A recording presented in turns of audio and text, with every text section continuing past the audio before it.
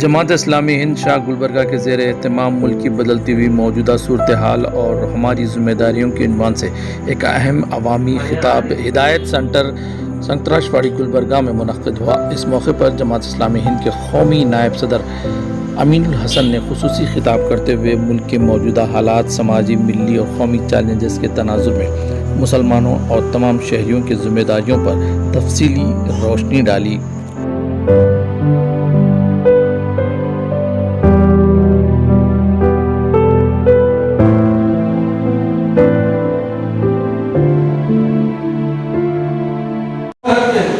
آپ دلی میں رہتے ہیں،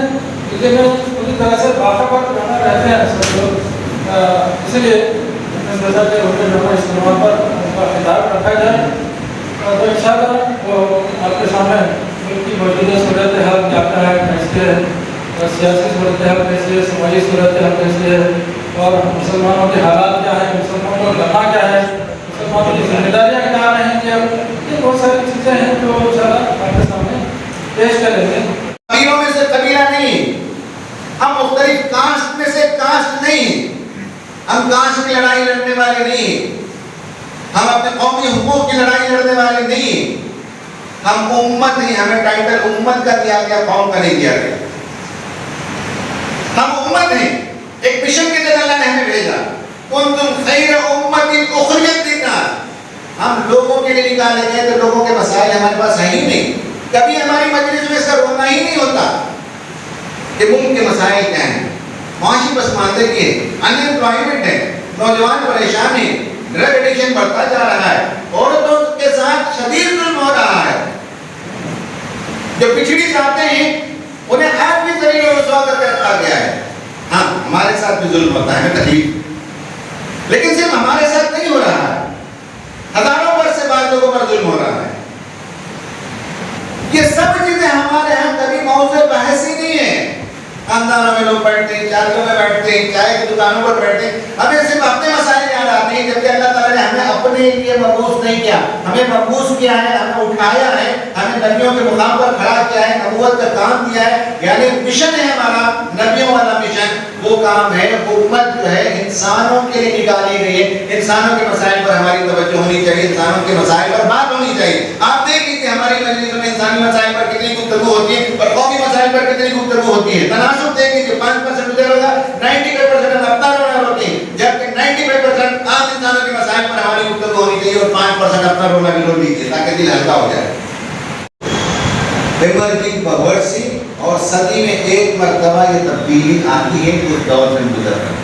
اور اس ملک میں جنزی کا جو انقلاب آ رہا ہے وہ بھی جو ہے ونس ان اے سینچوری ایونٹ ہے، اس دور سے ہم گزر رہے ہیں۔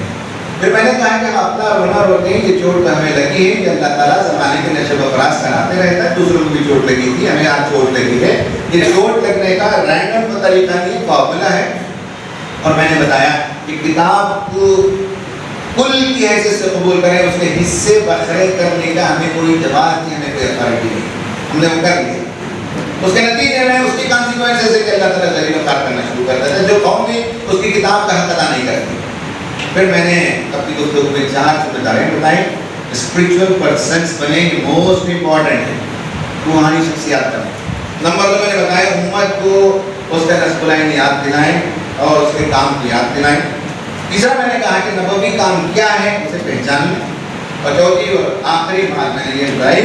کہ آپ کی جو صلاحیت ہے اس کے لیے ہمارے مینو کارڈ میں کام موجود ہے۔ آپ کی جو صلاحیت ہے وہ صلاحیت کیا ہے، ہمارے پاس کام موجود ہے، آپ کا استقبال ہے، آپ آئیے ہمارے ساتھ مل کر کام کیجیے، آپ کی دنیا اور آخرت اللہ تعالیٰ دونوں سنبھال دے۔ اللہ تعالیٰ سے دعا ہے کہ ہمارے آج کے اس ملنے کو قبول فرمائے، اللہ تعالیٰ ہمیں فہم و بصیرت عطا فرمائے، عقل و دانائی عطا فرمائے، دانش مندی عطا فرمائے، حالات کی سمجھ عطا فرمائے، اپنی ذمہ داریوں کا ادراک عطا کرے، ہمیں اللہ تعالیٰ روحانی شخصیات بنائے، اس سے لو لگانے کی توفیق دے، ہمارے گھروں میں اللہ تعالیٰ اپنی رحمتیں نازل کرے، ہماری بیویوں سے، ہماری بیویوں کو ان کی شوہروں سے آنکھوں کی ٹھنڈک عطا فرمائے، ہمارے بچوں سے اللہ تعالیٰ میرے دل کا سکون عطا فرمائے، ہماری مصیبتوں، مشکلات، پریشانیوں کو اللہ تعالیٰ دور کرے، ہمیں دنیا میں عزت و سربلندی کی زندگی عطا کرے، کسی کا محتاج نہ بنائے۔ मरे तो दीन का काम करते हुए मरे, कलमे शहादत के साथ मौत आए, मरने के बाद कब्र में अल्लाह ताला नूर अता फरमाए, तस्कीन सुकून राहत अता फरमाए। क़यामत के दिन जब लोग खड़े हों तो बहुत परेशान होंगे, अल्लाह ताला उन परेशान लोगों में हमारा शुमार अता करे,